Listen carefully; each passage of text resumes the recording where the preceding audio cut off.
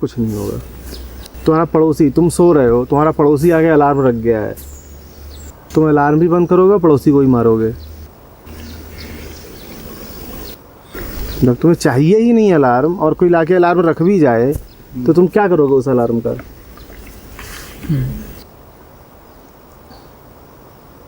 तुम अलार्म से जग सकते हो बेशक, बाहर वाला मदद कर सकता है, पर कब? जब उसकी मदद से पहले ही तुम्हारा इरादा बन चुका हो मदद लेने का। तुम अलार्म से उठ सकते हो बेशक, मैं मना नहीं कर रहा हूँ कि अलार्म यूज़फुल नहीं है, कि बाहर की चीज़ें यूज़फुल नहीं है, बेशक यूज़फुल हैं, पर तब जब उन चीज़ों से पहले तुम्हारा इरादा बन चुका हो, सिंसेरिटी आ चुकी हो। तो वो बाहर से आएगी, कोई एक पॉइंट करेगा उस तरफ। वो सिंसेरिटी कहाँ से आएगी मत पूछो, वो सिंसेरिटी कहीं से भी आ सकती है, ठीक है? क्योंकि वो सिंसेरिटी अंदर की चीज़ है, बाहर की चीज़ है, ये बड़ी डाउटफुल बात है, अंदर बाहर की बात है।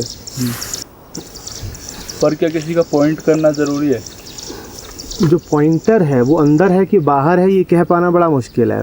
पॉइंटर तुम्हें दिखाई ऐसे ही देगा कि बाहर है, इसीलिए अक्सर हमें ये शक होता है कि आचरण से शुरुआत होती है, क्योंकि पॉइंटर हमें कहाँ दिखाई देता है? हमेशा बाहर। तो इसीलिए ये लगता है कि शुरुआत बाहर से हो रही है, लेकिन ध्यान से अगर देखो तो वो अंदर है कि बाहर है, और अंदर बाहर क्या भेद है ये कहना बड़ा मुश्किल है।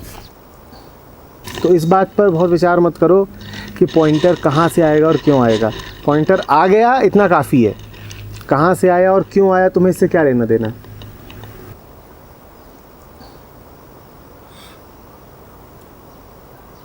जो अंदर होता है वही बाहर दिखाई देता है। तुम यहाँ बैठे हो, नानक को पढ़ रहे हो, इसकी वजह ये है कि नानक तुम्हारे अंदर है। यही बात मैं कल रात को भी तुमसे कह रहा था। लेकिन तुम्हें दिखाई यही देगा कि जपुजी तुमसे बाहर की कोई किताब है। तुम्हें ऐसा ही लग रहा है कि जपुजी कोई किताब है जो तुमसे बाहर रखी हुई है, पर तुम इस किताब को समझ ही नहीं सकते, इस ग्रंथ को तुम जान ही नहीं सकते अगर ये पहले ही तुम्हारे भीतर मौजूद ना हो। तो अंदर बाहर का चक्कर छोड़ो, अंदर बाहर एक ही बात है और उनमें भेद करना बड़ा उलझाने वाला काम है।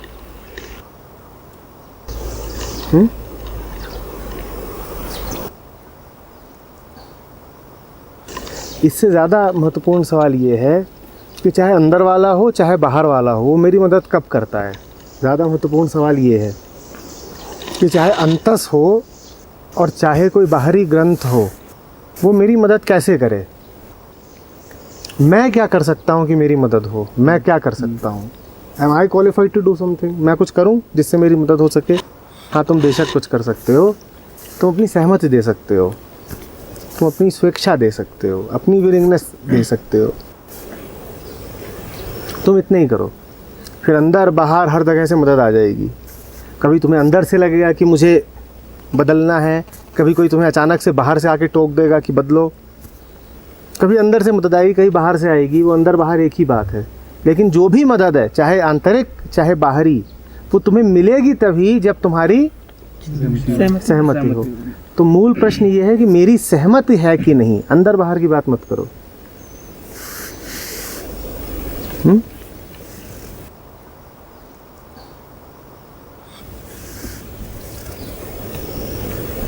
सर, हम जो अभी ये सब्जेक्ट पढ़ रहे हैं, इसका अगर मतलब एम वर्ड अगर यूज़ करें तो वो है कि सफरिंग कम हो जाए लोगों की।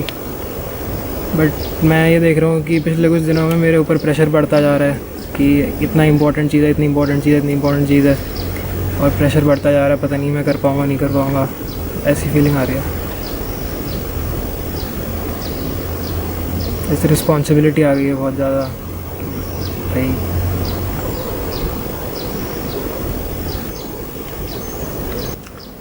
देखो, जो भी कुछ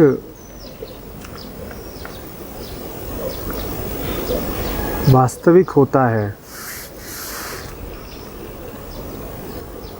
वो भ्रम को डराता तो है ही, भ्रम को डराता है। हम जब चर्चा कर रहे थे 2 दिन पहले तो हमने कहा था सरल है,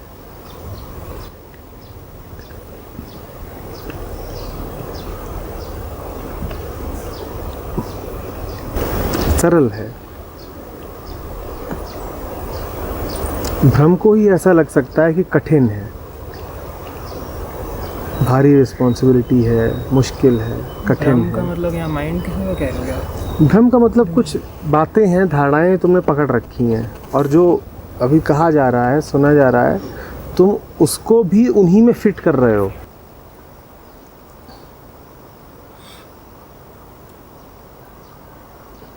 एक बात तो ये होती है कि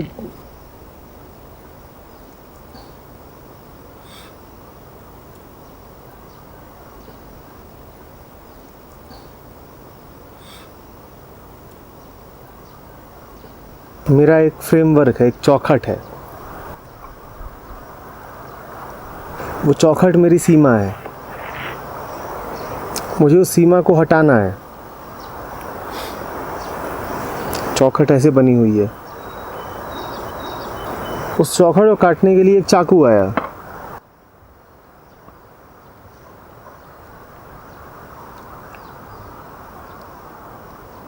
अगर तो इरादा है कि चौखट कटे तो तुम उस चाकू से उसको काटोगे, और अगर बहुत जुड़ाव है उस चौखट से ही या बहुत आदत लग गई है उस चौखट की तो तुम वो चाकू लोगे, कहोगे चाकू महत्वपूर्ण है, अच्छी चीज़ है, पर करोगे क्या उस चाकू का? उसको उसी चौखट के भीतर रख दोगे। तुम कहोगे चाकू मिल गया। चाकू क्यों मिला था?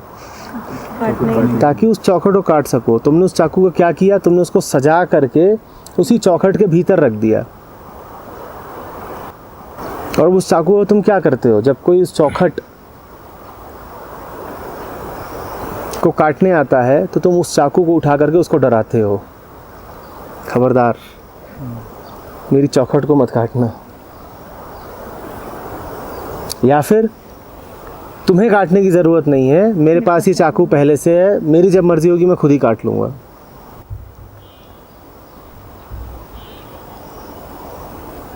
बात समझ में आ रही है? पूरी तरह नहीं आ रही, मतलब इतना आ रहा है कि अभी नहीं करना, बाद में कर लो। बाद में कर लूँगा। बात नॉलेज मिल गया है ना, अब जब मुझे सही समय लगेगा मैं इस्तेमाल कर लूँगा। मेरा मूड होगा तो मैं मेरा मूड होगा।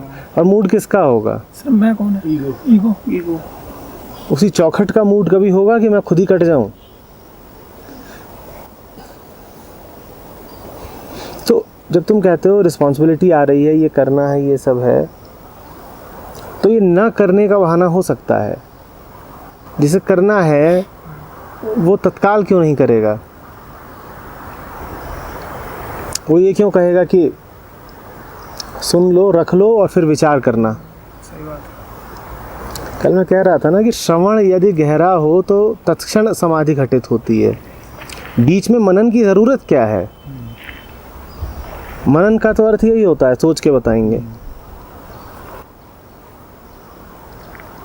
क्या करना है मनन का? अगर वास्तव में सुना है तो बात बैठ गई, गहराई से हो गई, बात खत्म। अब क्या रिस्पॉन्सिबिलिटी? कोई रिस्पॉन्सिबिलिटी नहीं है।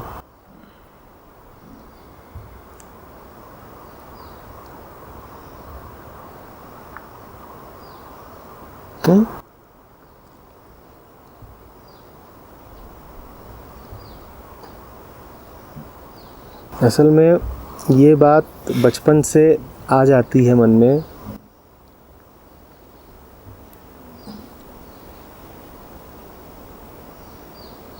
कि कुछ बनना है, बिकमिंग।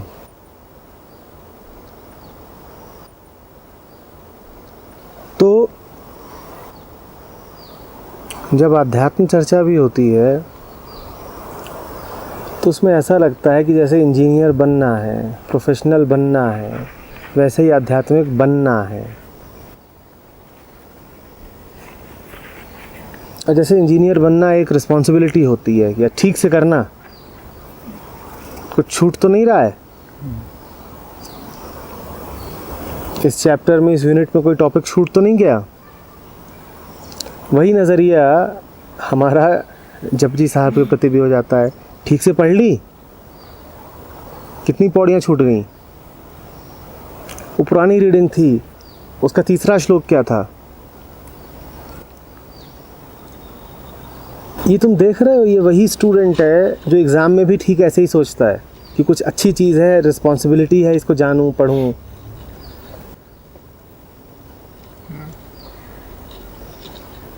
ये पूरी बिकमिंग की प्रक्रिया है, जिसको मैं कह रहा हूँ बचपन से ही आ जाता है, कुछ बनना है। बिकमिंग इज एक्विजिशन, पा लेना है, कुछ ग्रहण इकट्ठा कर लेना है, संचय कर लेना है। कुछ संचय करने वाली बात नहीं ना, तुम्हें कुछ अच्छा नहीं मिल गया है जिसको तुमको अब अपनी वर्दी में सजाना है, दूसरों को दिखाना है।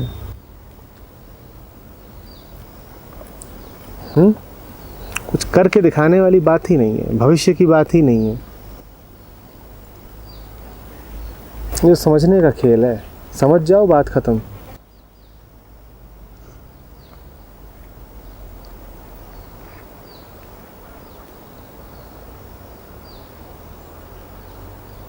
एक चीज़ और नहीं है जो जैसे उसने शुरू ही किया कि इसमें एंटर ही इसलिए हुआ है क्योंकि सफरिंग कम हो, तो ये मन हमेशा हर दिन ये चेक नहीं करेगा कि मेरी सफरिंग कम हो रही है या नहीं, हो रही है नहीं, हो रही है नहीं, और दिखेगा कि अगर नहीं हो रही है, बढ़ रही है, तो तुरंत पीछे हट लेगा।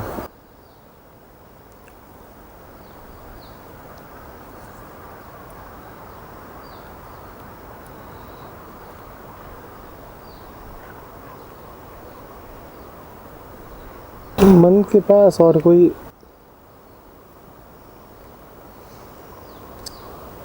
कारण हो नहीं सकता कुछ भी करने का, उसको तो अपनी पीड़ा ही कम करनी होती है। लेकिन पीड़ा कम नहीं होती, मन का पीड़ा के प्रति रवैया बदलता है।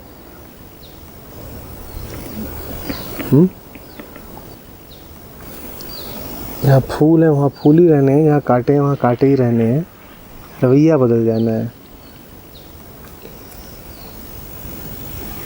कांटा क्या है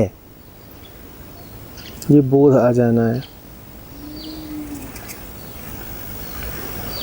बाकी तो जब कांटा लगेगा तो दर्द तो होगा ही, लेकिन पूरी घटना क्या है वो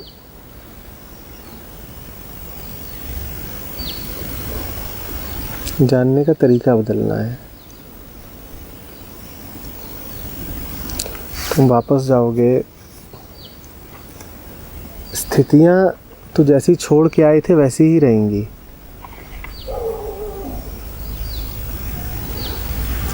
कल घर पहुंचोगे वही माहौल रहेगा पुराना,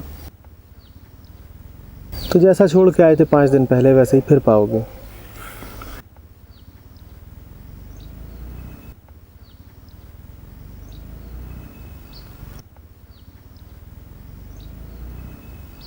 वो माहौल चीज़ क्या है ये समझ बदल जानी है। कोई तुमसे कुछ कह रहा है तो बात कहाँ से आ रही है तुम ये जानने लग जाओगे। संसार में जो घट रहा है, और संसार माने तुम्हारे आसपास जो घट रहा है वो वास्तव में क्या ही जानने लग जाओगे। और जब जानने लग जाते हो तो फिर तुम्हारा पीड़ा से लगाव कम हो जाता है, जुड़ाव कम हो जाता है। हमें सफ़रिंग परेशान इसलिए करती है क्योंकि हम सफ़रिंग से भी जुड़ जाते हैं, अटैच्ड हो जाते हैं। मुझे सफ़रिंग हो रही है।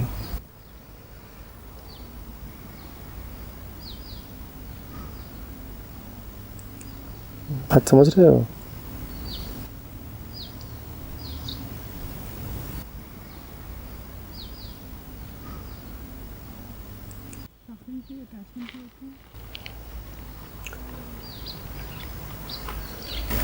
बहुत लंबे समय तक तुम जिस हालत में रहो, तुम उसके अलावा और कुछ जानते ही नहीं ना। तुम्हारी वो परिभाषा बन जाती है अपनी अभी वहाँ पर रिजॉर्ट में वो कह रहे थे, मैंने पूछा इन खरगोशों को कभी छोड़ते नहीं? उन्होंने कहा छोड़ भी देते हैं, खुला छोड़ देते हैं तो फट से भागते हैं और वापस उसी पिंजड़े में घुस जाते हैं। तुम बताओ ऐसा क्यों होता है? वो और किसी प्रकार का जीवन भूल चुके हैं। याद आ जाएगा अगर एक दो स्वस्थ खरगोश खुले में छोड़ दिए जाएं, वो उनको दौड़ते देखेंगे,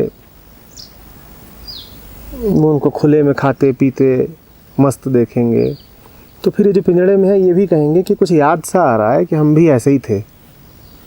बड़ी कोई धुंधली सी स्मृति है, पर याद आ रहा है कि हमेशा हम पिंजड़े में ही नहीं थे। ये स्वभाव नहीं है हमारा पिंजड़े में रहना। पर अभी तो स्थिति ये है कि उन्हें खोलो तो वापस, अब तुम बताओ ना मुझे, पिंजड़ा सफरिंग है, कोई खुद क्यों जाए सफरिंग की ओर? क्योंकि तुम्हारी पहचान ही यही बन गई है, मैं कौन। कभी तुम सफ़र ना करो तो तुम अपने आप को अनजाने से लगोगे। जो लोग बिल्कुल हंसते ही नहीं है, उनको यदि हंसना पड़ जाए तो उन्हें अपनी सूरत पहचान में नहीं आती, उनकी आइडेंटिटी क्राइसिस हो जाती है, ये है कौन।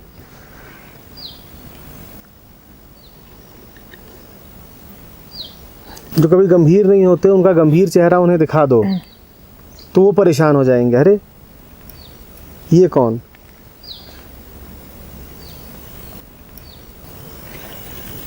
बात समझ रहे हो ना? लंबे समय तक जो भी करो तुम वही बन जाते हो, तुम्हारी अपनी नज़रों में वही पहचान हो जाती है। इसको तुम सेल्फ कॉन्सेप्ट कहते हो, ये मैं हूँ।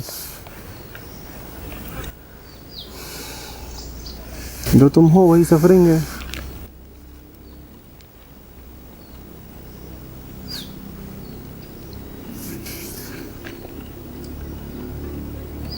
फिर आपने एक बार बताया था कि वो कुछ क्रांतिकारी थे, कहानी बताई थी, उन्होंने चाहा था कि कैदियों को मैं छुड़ाऊंगा, उनकी बेड़ियाँ पड़ी हुई थी, तो उनको भी उनमें और इन खरगोशों की बिल्कुल एक कहानी हुई ना, कैदियों को छोड़ा, भागने को तैयार नहीं, फिर वहीं आ गए, वो वापस वहीं आ गए कि हमें नींद ही तभी आती है जब बेड़ियाँ पहन रखी हो, नहीं तो नींद नहीं आती। वही कहानी इन खरगोशों की है। पहले भी पूछा था, मतलब तो जो हमारा स्वभाव है वही हमारा सेल्फ कॉन्सेप्ट क्यों नहीं बन जाता? जैसे कल भी आप जो बता रहे थे कि अटेंशन अटेंशन अटेंशन है, उसके बाद फिर एक मोमेंट आता है जिसमें हम चूज़ करते हैं अटेंशन में ना रहना, तो वो सेल्फ कॉन्सेप्ट क्यों नहीं बन जाता हमारा? क्योंकि जहाँ कॉन्सेप्ट आया वहाँ स्वभाव रहा ही नहीं। क्योंकि कॉन्सेप्ट, मैं सेल्फ कॉन्सेप्ट तो इसके कॉन्टेक्स्ट में जा रहा हूँ। तुम कह रहे हो कि हम अपने बारे में वही विचार क्यों नहीं करते जो हम हैं, वास्तव में हैं। हाँ, मतलब अगर विचार करना ही है, करना ही है नहीं, विचार का अर्थ ही है कि स्वभाव से दूर हो गए। तुम्हारा स्वभाव निर्विचार का है, तो जैसे ही कॉन्सेप्ट बनाओगे तो किसी और ही चीज़ का बनाओगे जी। और जन्म लेने का मतलब, मन के होने का मतलब है कि विचार तो रहेंगे। तो जन्म लेने का अर्थ ही यही है कि स्वभाव से दूरी बनेगी। जन्म लेने का अर्थ ही यही है। कौन जन्म लेता है? मन ही तो जन्म लेता है। लगता है देह जन्म ले रही है, जन्म मन लेता है। और मन किन में रहता है खोया? विचारों में। और विचार जहाँ आएगा दूरी बढ़ेगी, वहाँ दूरी रहेगी ही रहेगी। विचार का आना माने स्वभाव से दूरी। तो कभी भी तुम्हारा सेल्फ कॉन्सेप्ट ये हो ही नहीं सकता कि मैं अजर अमर निर्गुण आत्मा हूँ, कभी नहीं हो सकता। तो विचार इनएविटेबल है। हाँ बिल्कुल, मन का स्वभाव ही वही, मन की प्रकृति ही वही है। मन की प्रकृति है विचार। जैसे जाना नहीं चाहिए उस डोमेन में, लेकिन जैसे बट एक संत है, विचार उसको भी आते हैं, लेकिन फिर वो वापस लौटना पड़ता है ना उसको। हम विचार के साथ बह जाते हैं उसको। नहीं, वापस लौटने से अर्थ है कि हम पैदा होते हैं, वृत्ति रूप में होते हैं, वृत्ति ही पैदा हुई। अब उस वृत्ति में विचार उठता है। वो तुमसे दूर दूर दूर दूर और दूर लिए जाता है। संत वो है जो वापस आ गया है, जिसने उल्टी यात्रा करी है, जो वापस अपने में समाया है। एक बार समाने के बाद फिर ये वृत्तियाँ नहीं होती? नहीं, उसके बाद जो होता है वो तुम्हारा नहीं होता। तुम्हारी उन वृत्तियों से पहचान छूट जाती है, उनसे लगाव छूट जाता है। तो शरीर तो रहा आता है, शरीर रहा आता है। तुम शरीर के साथ गहरा एकात्म नहीं अनुभव करते। ये पाना पड़ता है, ये उल्टी यात्रा से ही संभव होता है। बच्चा तो जिस दिन से पैदा होता है वो अपने आप को शरीर ही जानता है। भूख लगती है तो रोता है, गीला होता है तो रोता है, पेट भरा हो जाता है तो सो जाता है, हंसता है। शरीर जब तक है तब तक उसमें उसकी जो वृत्तियां हैं वो काम करेंगी। वृत्ति ही बनती है भूख, प्यास, शरीर की सारी गतिविधियां। संत वो है जो वापस आया है शरीर से, जिसने एका छोड़ दिया है। वृत्तियां, विचार उसको रहते हैं, वृत्ति रहती है, विचार भी रहते हैं, पर वो विचारों से बहुत जुड़ा हुआ नहीं है, बहुत गंभीर नहीं है विचारों के बारे में। विचार नहीं है उसकी पहचान। अब उसके लिए ये संभव हो जाता है कि वो कह सके कि मैं आत्मा हूँ। वो अकेला होता है जहाँ पर स्वभाव, सेल्फ कॉन्सेप्ट कहा जा सकता है।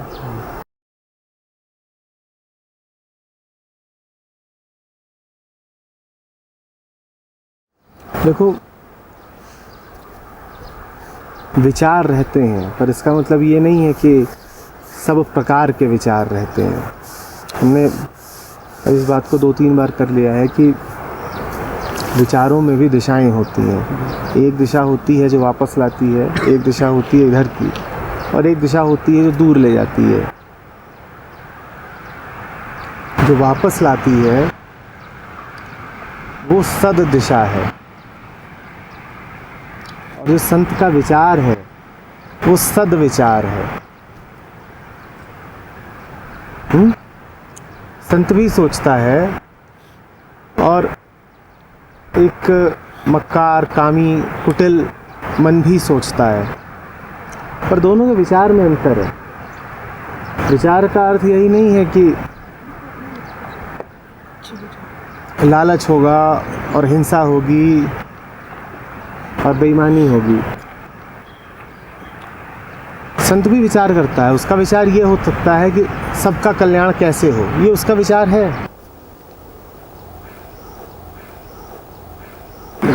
ये भी इच्छा ही है ना, सबका कल्याण कैसे हो, इच्छा है कि नहीं है। और जब आप कह रहे हो सबका कल्याण कैसे हो, तो आप दूसरों के बारे में सोच रहे हो, और एक विधि के बारे में सोच रहे हो, और भविष्य के बारे में सोच रहे हो।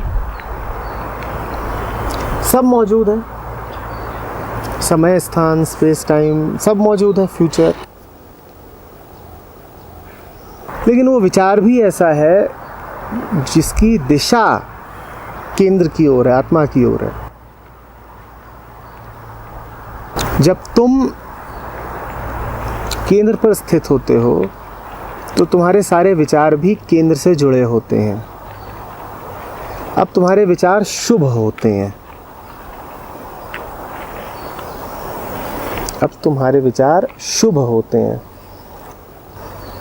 ये मत जल्दी सोच लिया करो कि विचार का अर्थ ही है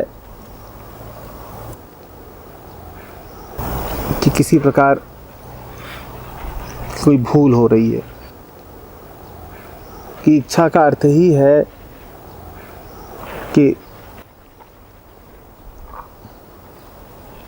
कुछ गड़बड़ हो गई। समर्पण भी एक प्रकार की इच्छा ही है। सबका भला कैसे हो ये भी एक इच्छा ही है।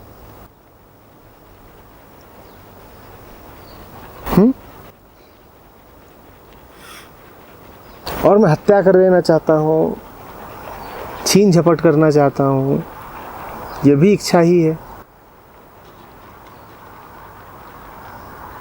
इच्छा इच्छा में अंतर है।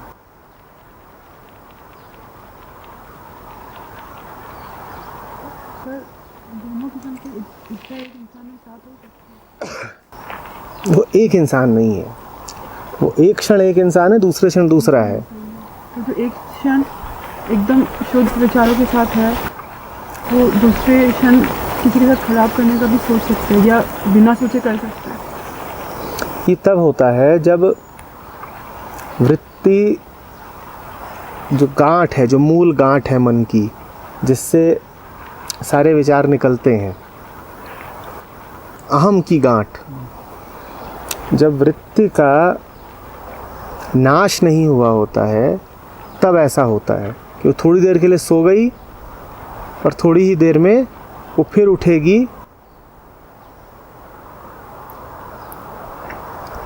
इसी को कहते हैं मनोनिग्रह और मनोनाश में अंतर है।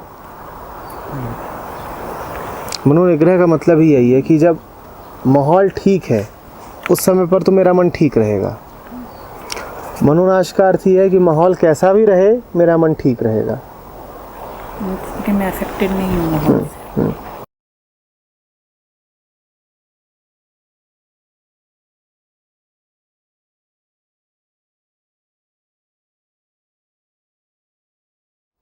क्या फ़र्क पड़ता है, आ जाता है ट्रस्ट, बस देखते हो तो आ जाता है। अब ये मतलब चर्चा करोगी तो मैं कुछ बोलूँगा इस पर, फिर ये चर्चा हम क्यों करें कि उस पे आता है कि इस पे आता है, बस आ जाता है, बात ख़त्म हो गई। एक्चुअली मेरे को वो था कि आपने जैसे बोला था ना कि फेथ ऑब्जेक्ट डिपेंडेंट नहीं होता और हम लोग ट्रस्ट फॉर्म्स में करते हैं तो ऑब्जेक्ट आ ही जाता है। अगर खुद पे आता है तो आपका ये होता है ना, आप अपने आप को फिर भी देख के रोक सकते हैं। आप आइडेंटिफाइड हो ना अपने रूप से, और अपना रूप आपको बाहर भी दिख रहा है। आप क्या हो? मैं खरगोश हूँ। खरगोश माने जिसके दो बड़े कान, जिसकी इस प्रकार की खाल, जो ऐसे ऐसे ऐसे ऐसे चलता है। सर, हमें छोड़ के और कोई नहीं है जिसकी आदत और स्वभाव अलग अलग हो। हमारे साथ ऐसा क्यों है?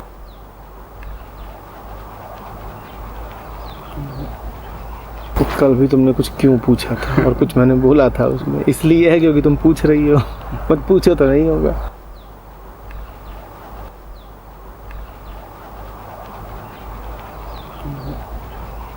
तुम सो रही थी ना जब कल रात में डिस्कशन चल रहा था, किसी यही हुआ था कि जो है वो पूछो ना, कहाँ थ्योरीज में हो, एग्जैक्ट प्रॉब्लम है वो पूछो। फिर बाद में कल वो बोल रही थी, अभी भी नहीं बोल रही है। अभी जब बोलना है तो बोल नहीं रही हो, कल बोल रही थी कि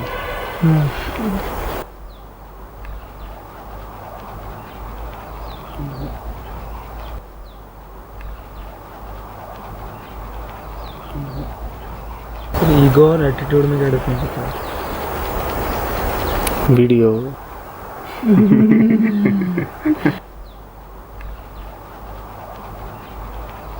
जुड़े हुए हैं। एटीट्यूड का मतलब होता है दुनिया कैसी है, ईगो का मतलब होता है मैं कैसा हूँ। अब मैं कैसा हूँ उसी से तक तय होता है कि दुनिया कैसी है। नहीं समझे? मेरा एटीट्यूड किसके प्रति होता है? दूसरे के प्रति मेरा क्या एटीट्यूड है, ये किस बात से निर्धारित होता है? मैं अपने आप को क्या समझता हूँ, मैं अपने आप को क्या समझता हूँ, इसका क्या नाम है? दूसरे को मैं क्या समझता हूँ, इसका क्या नाम है? दोनों एक ही सिक्के के दो पहलू हैं।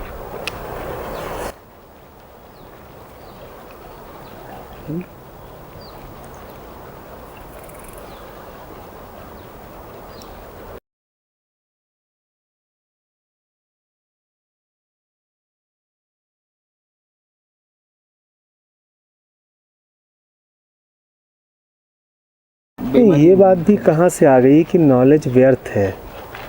नॉलेज व्यर्थ नहीं है, पूरा एक वीडियो इसी को डेडिकेटेड है, what is the place of knowledge.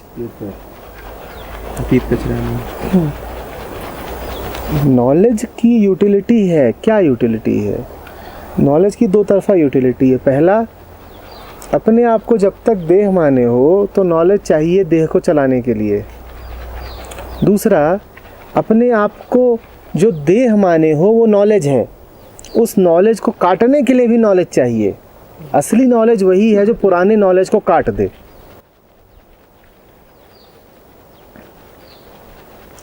असली नॉलेज क्या है? जो पुराने नॉलेज को काट दे। नॉलेज इकट्ठा होता रहता है, इकट्ठा होता रहता है, फिर कुछ शब्द ऐसे पढ़ते हैं कान में जो पुराने पढ़े हुए सारे शब्दों को काट देते हैं, सफाई कर देते हैं। मौन भी आया तो एक साधन से है ना, शब्दों से ही है। नॉलेज है, जहाँ शब्द है वहाँ ज्ञान है।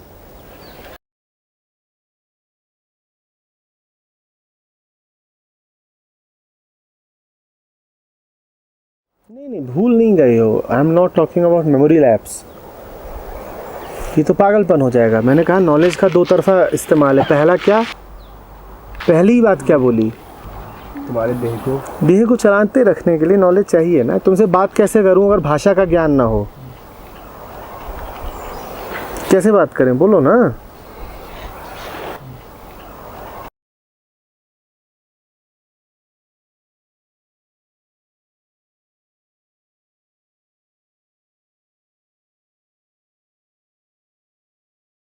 देह चलाने के लिए चाहिए, पर ऐसा चाहिए कि वो नॉलेज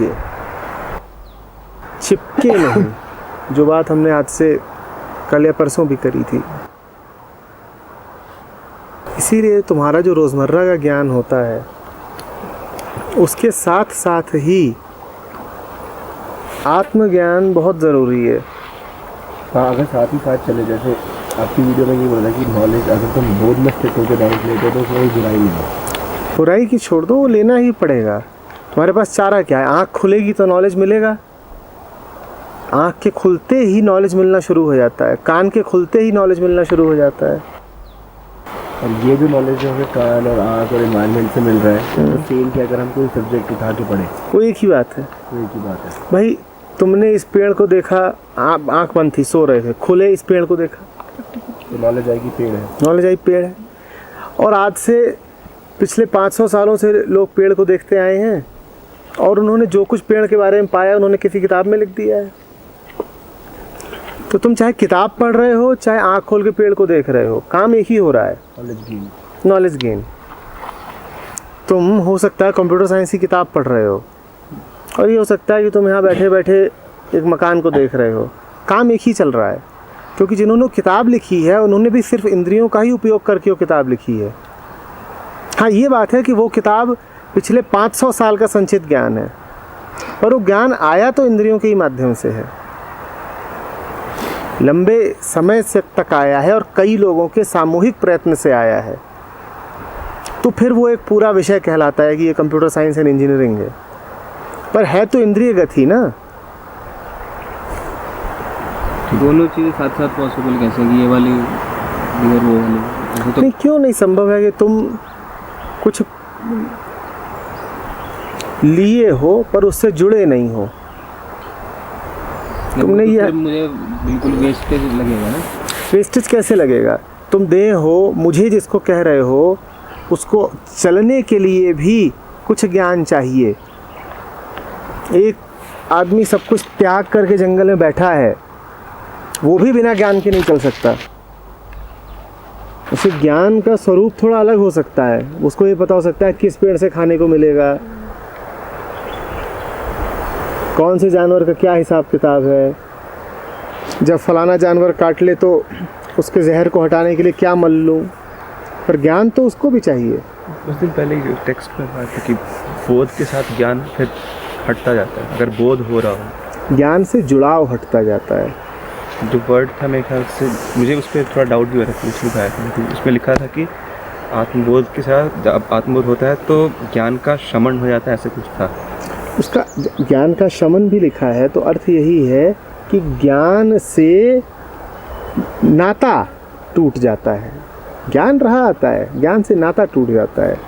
तुम क्या करोगे ज्ञान का? कैसे भुला दोगे ज्ञान को? कोई तरीका है स्मृति को डिलीट बटन दबाने का? अब है ज्ञान तो है, आँख खुल रही है और ज्ञान आ रहा है, क्या करोगे? मतलब यूज़ करने की जरूरत इसीलिए जो आपने कहा था कि अपने आप यूज़ हो जाएगा। हाँ, हो जाएगा। नहीं, जैसे मैं अपने आप को जानने की कोशिश कर रहा हूँ, तो फिर मेरा कंप्यूटर साइंस पढ़ने का मन क्यों करेगा? मत पढ़ो, अच्छी बात है। ज्ञान का स्वरूप बदल सकता है, मैंने कहा तो बिल्कुल बदल सकता है। एक बोधयुक्त मन फालतू ज्ञान नहीं इकट्ठा करेगा, इसमें कोई शक ही नहीं है।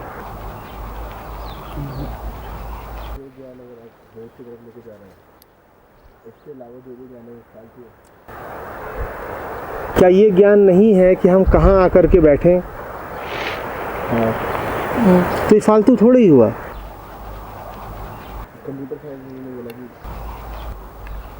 मैंने एक बात करी कि नहीं मन करता मेरा, अगर ये हो रहा है तो नहीं मन करता। मैंने कहा नहीं मन करता तो अच्छी बात है। बोध युक्त मन इधर उधर का ज्ञान क्यों इकट्ठा करे? देह चलाने के लिए चाहिए वो करेगा, पर उतना ही करेगा कि देह चलती रहे। उसको ये नहीं रहेगा कि मैं जाके मंगल ग्रह पे कॉलोनी बसाऊंगा।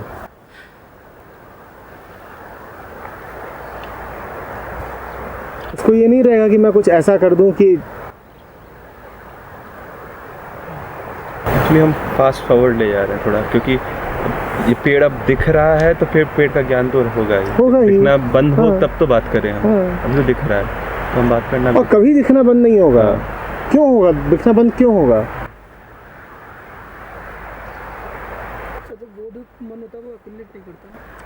वो अपने आप को ज्ञान से संबद्ध नहीं करता। उसी संबद्ध होने के लिए मैंने कहा था चिपकना। इसी लाइन में फिर ये वाली जो लाइन जगत मिथ्या है, फिर इसका एग्जैक्ट मतलब इस कॉन्टेक्स्ट, इसका मतलब यही है कि पेड़ दिख रहा है, पर पेड़ के साथ साथ ठीक उसी समय पैरेलली तीसरी आंख कुछ और भी देख रही है। जैसे मिथ्या क्यों कह रहे हैं? क्योंकि जब वो जो दूसरा दिख रहा है, जो उसके साथ साथ दिख रहा है, पेड़ वही है ये दिख रहा है। पेड़ रहा कहाँ? फिर पेड़ शब्द नहीं रहेगा ना। हाँ मत कहो, पर आंखों को चूंकि आकार भी दिखता है, तो आकार दिख रहा है तो फिर पेड़ रहेगा ना। दोनों एक साथ है बिल्कुल, और ऐसे हैं कि अलग अलग नहीं किए जा सकते।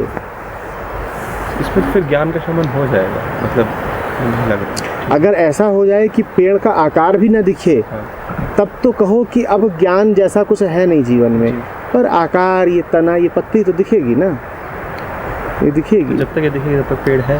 पेड़ है, पेड़ है। फिर मिथ्या नहीं कहते। देखो जो पूरी पंक्ति है वो है ब्रह्म सत्य जगत मिथ्या जीवो ब्रह्मैव नापरः। ब्रह्म सत्य जगत मिथ्या जीवो ब्रह्मैव नापरः। जीव ब्रह्म ही है, ब्रह्म से अलग कुछ नहीं है। जीवो ब्रह्मैव, जीव ब्रह्म एव न परः, अलग नहीं है। अलग नहीं है, ब्रह्म ही है, ब्रह्म से अलग कुछ नहीं है। जीव है, ये रहा जीव, ये ब्रह्म ही है, उससे अलग कुछ नहीं है। जीव है तो कल हमने डिस्कस किया, जीव है तो संसार है। संसार है, पर क्या है? हमने जीव की डेफिनेशन ही तो यही दी थी कि जीव वो जिसको संसार हाँ, पर जो बोधयुक्त आदमी है उसको जब दिखता है तो ब्रह्म, इसमें ब्रह्म ही दिखाई देता है। फिर तो जीव नहीं रहा, वो ब्रह्म हो गया। कह सकते हो जीव है तो फिर जगत में नहीं, जीव है पर जगत जगत नहीं है। जगत को जगत रूप में नहीं देखती उसकी आंख। जब कहती है कि ब्रह्म सत्य जगत मिथ्या, तो कह रही है कि मुझे बताओ यहाँ कौन है जो कहता है कि उसको जगत दिखाई पड़ता है। मुझे नहीं जगत दिखाई पड़ता, मुझे ब्रह्म ही ब्रह्म दिखाई पड़ता है। यही भी ब्रह्म है, ये ब्रह्म है, ये ब्रह्म, ये ब्रह्म, ये ब्रह्म, ये ब्रह्म, सब ब्रह्म ही ब्रह्म है। तुम फालतू बात करते हो अगर तुम कहते हो कि ये है, ये है, ये है, वो सतही बात है। पता नहीं यहाँ डिबेट पे जा रहा हूँ क्या, लेकिन फिर मुझे दिखता है और तुम जो कह रहे हो, फिर मुझे और तुम भी नहीं रहेगा ना। मुझे और तुम भी नहीं रहेगा। ब्रह्म, मैं भी ब्रह्म, तुम भी ब्रह्म, हर तरफ ब्रह्म ही ब्रह्म दिखाई देता है। मुझे जगत मिथ्या है पर जगत मिथ्या मतलब जगत अपने आप में कुछ नहीं है। इस पेड़ का अपने आप में कोई अस्तित्व नहीं है, ब्रह्म से हट के कोई अस्तित्व नहीं है। या जीवो ब्रह्मैव ना परः, ब्रह्म और जीव एक हैं, अलग अलग नहीं हैं, अलग अलग नहीं हैं। क्या ये क्वेश्चन ही इसलिए उठ रहा है क्योंकि अभी हमें सही से पता ही नहीं है। जब पता लग जाएगा तो शायद ये क्वेश्चन का रेलेवेंस ही नहीं रहेगा। वो तो है ही।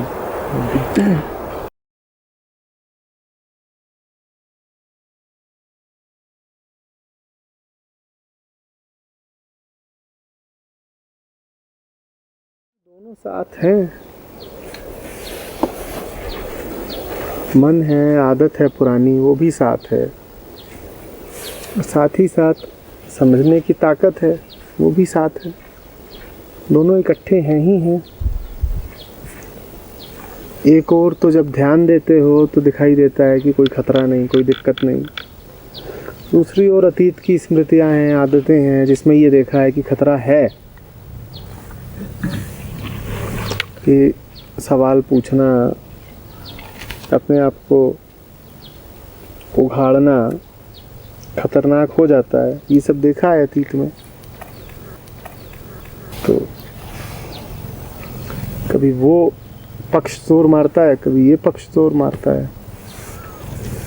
जब ध्यान में रहोगे तो खतरा नहीं रहेगा। तो कोई टेंशन जब ध्यान में नहीं रहोगे तो स्मृतियाँ फिर से हावी हो जाएंगी। मैं एक सवाल अभी था उसमें रिफ्लेक्शन वाला ही है, जो वृत्तियों वाली बात हुई थी। कुछ वृत्तियाँ अगर सामने आई हैं, दिख रही हैं, वृत्तियाँ आदतें ही थी काफ़ी सारी जो अब पार्ट एंड पार्सल बन गई हैं। सिर्फ उनको देखना, देखते रहना एस्केपिज्म नहीं है। उसके लिए क्या आदत को आदत से ही काटना, आचरण लेवल पे आना। देखो, बीमारी को देख देख के स्वास्थ्य नहीं पाया जाता। तो एफर्ट लगाना। जो खरगोश पिंजड़े के अंदर कैद है, वो पिंजड़े को देख देख के कभी नहीं याद कर पाएगा कि मैं दौड़ भाग सकता हूँ। वृत्ति को देख देख के मुक्ति की नहीं याद आएगी तुम्हें। वृत्ति को देख देख के मुक्ति की नहीं याद आती। मुक्ति की याद तो मुक्त को ही देख के आती है। तो मुक्त को देखो, मुक्ति की याद आएगी। वृत्ति को देखना भी आवश्यक है, उससे अपनी स्थिति का पता चलता है। और उससे बस इतना ही पता चलेगा कि स्थिति क्या है, उस स्थिति का इलाज क्या है, वो बात सामने नहीं आएगी। बड़ी अजीब स्थिति हो जाएगी कि ये तो दिख रहा है कि कुछ बीमारी सी है, पर ये दिख ही नहीं रहा कि इसका कोई समाधान है भी कि नहीं। मुक्ति की ओर देखो, मुक्त की ओर देखो। अपने आप पिंजड़े से बाहर कूदने की ताकत आ जाएगी। बात ये थ्योरेटिकल लेवल पे मैं मतलब जब सुन रहा भूल जाओ कि बीमारी है कि वृत्ति है।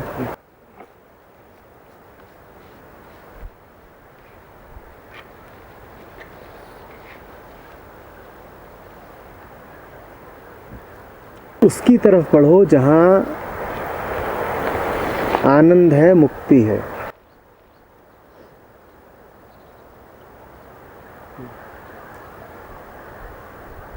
हम चढ़ रहे हो किसी पहाड़ पे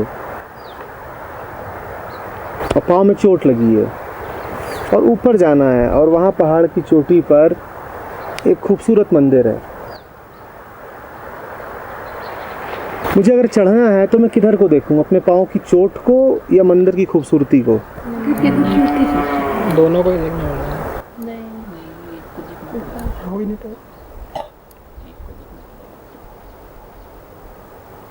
वृत्ति को ही देखते रहोगे तो बात बनेगी नहीं। मंदिर की चोटी को देखो, वहाँ ऊपर पहाड़ के ऊपर। ये वृत्ति मुझे वहाँ तक पहुँचने में रोक रही है, तो ये रोक इसीलिए रही है क्योंकि तुम उसे महत्व दे रहे हो। ये मतलब मैं कह रहा हूँ कि घाव अगर इतना गहरा है कि थोड़ा और आगे जाने पे उसका आकर्षण किसी भी घाव से बड़ा है। उसी को कहा गया the love of God. is bigger than all your problems. If you'll keep looking at your problems, they will never go. Mind इसको नज़रअंदाज करना शुरू कर देगा, मतलब लाइक सब इस पे निर्भर करता है कि तुम्हारी इच्छा किसे देखने की हो रही है। तुम्हारी निगाह ऊपर को है तो पहाड़ की चोटी और वहाँ मंदिर का शिखर दिखाई देगा, और तुम्हारी निगाह नीचे को है तो अपनी टूटी हुई टांग दिखाई देगी। निगाह ऊंची रखो, ऊपर को रखो, ऊपर देखते रहो, अपने आप ताकत आ जाएगी वहाँ पहुँचने की, उसकी ओर देखते रहो। चोटें लग भी रही है तो निगाह बंद। बिल्कुल। तो इसका तो एक ही इलाज है कि उसी से बस प्रार्थना करो। सब तुम समझ गई हो ना क्या कहा? ऊपर देखती रहो।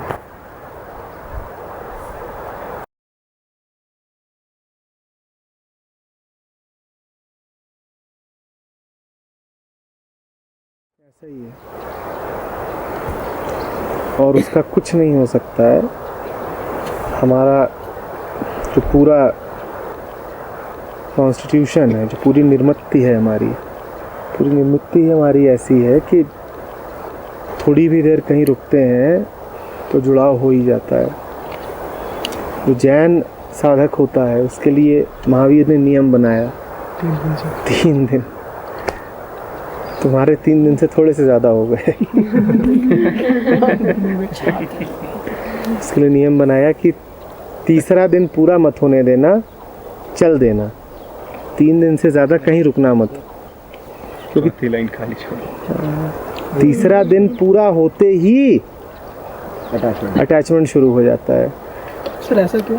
3 दिन मन ऐसा है, ऐसा ही है हमारा। क्या बोलूँ मैं, हम हैं ही ऐसे। मन ऐसा ही होता है, मन की प्रकृति है ऐसी। इसका टाइम है 3 दिन। किसी ने कैलकुलेट नहीं करा है 3 दिन, पर अनुभव से यही देखा गया है कि 3 दिन में, किसी का 2 दिन में भी हो सकता है, किसी का 5 दिन में भी हो सकता है, तो मोटे मोटे 3 दिन का आंकड़ा देखा गया है। तो इसलिए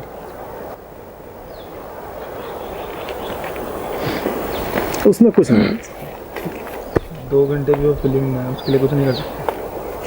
उसके लिए पूरा मन बदले तब बदलती है वो भी कम होगी, कम होगी, कम होती जाएगी।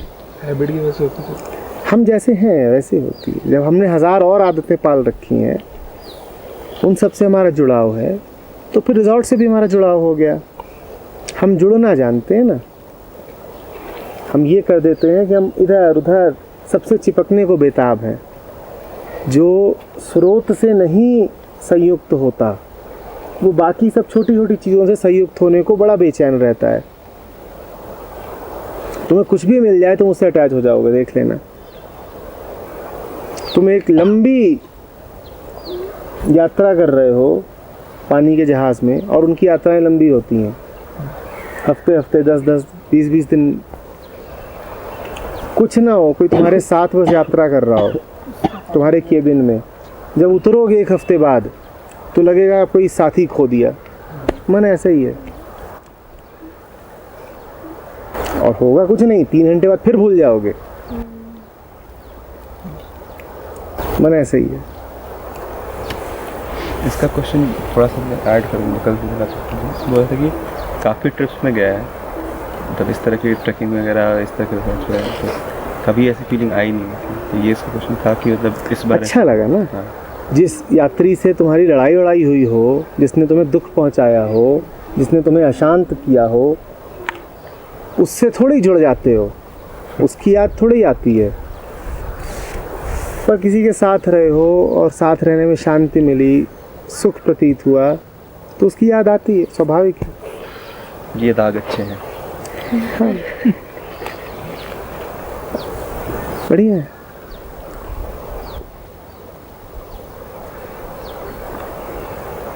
बात क्या है, लेकिन तुम्हें क्या याद आ रहा था? तुम्हें ये याद आ रहा था कि जगह अच्छी है, लोग थे, गाना वाना गाया, जंगल था, घूमे फिरे, ट्रैकिंग करी, मौसम ठीक ठाक था, कभी ठंड हो जा रही है, कभी धूप हो जा रही है, कभी बारिश हो जा रही है, हाँ, सारे रंग देख लिए। क्या अच्छा लग रहा है? ये अच्छा लग रहा है। मिस तो इसी को किया जाता है। तुम मिस कर रहे हो ना। मिस तो उन्हीं चीज़ों को किया जाता है, ऑब्जेक्ट्स को, कि अब दीक्षित जी का खाना नहीं मिलेगा, वो ऑब्जेक्ट है। खाना नहीं मिलेगा, अली जी का गाना नहीं मिलेगा। उसको याद आ रहा है। मिस तो इन्हीं चीज़ों को किया जाता है ना। जो तुम्हारे भीतर ही आ गया उसको तुम वहाँ छोड़ के नहीं आ रहे, तो उसको मिस नहीं करोगे। चीज़ें छोड़ के आ गए हो, चीज़ें वहाँ छोड़ के आ गए हो। अब तुम वहाँ के पेड़ उठा के साथ नहीं ला सकते, मोती और जरी को उठा के साथ नहीं ला सकते।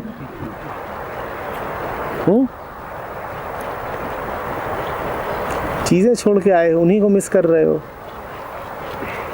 जो असली है वो तो तुम्हारे साथ है।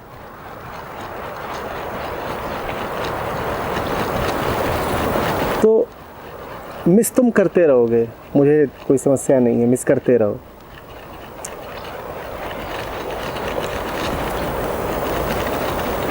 ज़्यादा महत्वपूर्ण बात ये है, ये नहीं है कि क्या छोड़ा,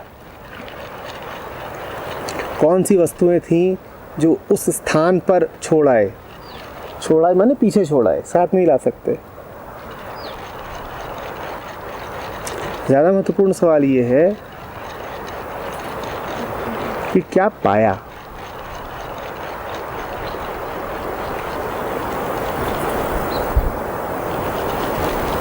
अभी यहाँ बैठे हो तो ये लोग हैं, कुछ घंटों बाद ये भी छूट जाएंगे।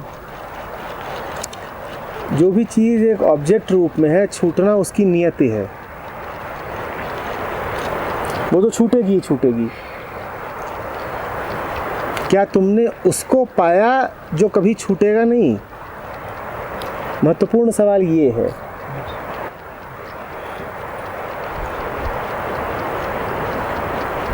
ये तुमने घड़ी बांध रखी है, छूटना इसकी नियति है। एक दिन ये तुम्हारी कलाई पर नहीं होगी, ये शर्ट एक दिन तुम्हारे शरीर पर नहीं होगी, एक दिन तुम भी अपने शरीर पर नहीं होगे। ठीक है, यही होगी, तुम्हारा शरीर तुम पर नहीं होगा। इन सबको जाना है। इन सब के जाने से पहले क्या उसको पाया जो कभी छूटता नहीं? ये सवाल तुम सबके लिए है। इससे पहले कि ये सब खत्म हो जाए, ये ट्रिप एक प्रकार का जीवन है। जैसे 4 दिन का जीवन होता है, वैसे 4 दिन की ट्रिप है। ये खत्म होगी और सब छूटेगा। ये एक अवसर है, मौका कि ये छूटे, ट्रिप खत्म हो, जीवन खत्म हो। उससे पहले उसको पालो जो कभी छूटेगा नहीं।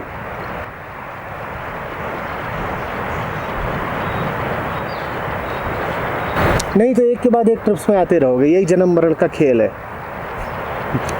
और उसको पाओगे नहीं जिसको पाना है।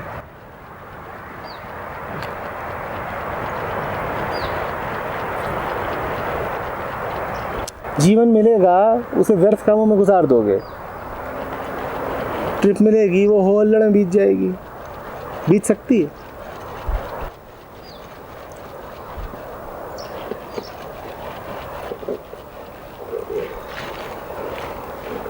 जैसे वहाँ पीछे छोड़ा है, वैसे ही एक दिन सबको पीछे छोड़ाओगे।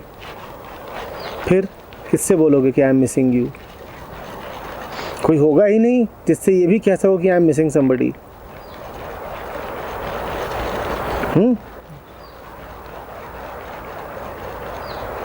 ना मिस करने वाली वस्तुएं बची, न मिस करने वाला मन बचा। खेल ही खत्म हो गया।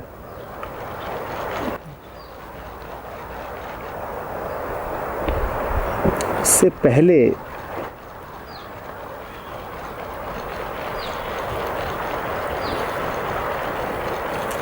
राम नाम की लूट है, लूट सके तो लूट,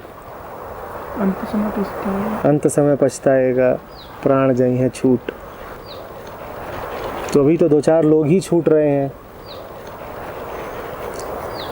कुत्ता बिल्ली छूट रहे हैं, पेड़ पौधे छूट रहे हैं,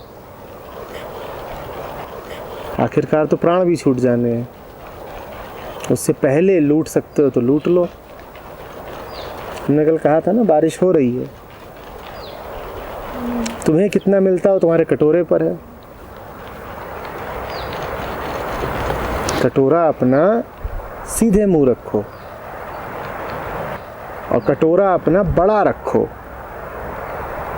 ताकि खूब लूट सको।